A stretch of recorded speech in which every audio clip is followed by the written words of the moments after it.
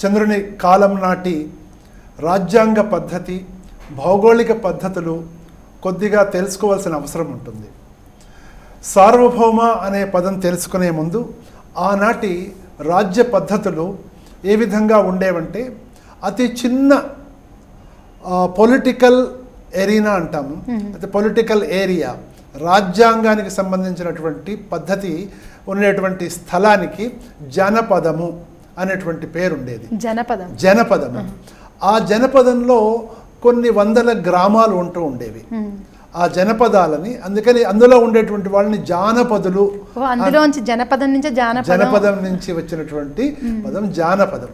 ఈ జనపదులు అందరూ కూడాను వివిధ కళలలో, వివిధ వృత్తులలో నిష్ణాతులై ఉండేటువంటి వారు. ఈ విధంగా వాళ్ళ యొక్క కళలే వాళ్ళకి ఎంటర్టైన్మెంట్గా ఉంటూ ఉండేటువంటివి, వాళ్ళ యొక్క వృత్తులే వాళ్ళకి జీవనాధారంగా ఉండేటువంటివి. ఈ విధంగా ఉండే జనపదాల అంటే ఒక జనపదంలో కొన్ని వేల గ్రామాలు ఉంటూ ఉండేటువంటివి. ఆ గ్రామాలన్నిటికీ కలిపి ఒక నగరము, ముఖ్యమైనటువంటి నగరం ఉండేటువంటిది.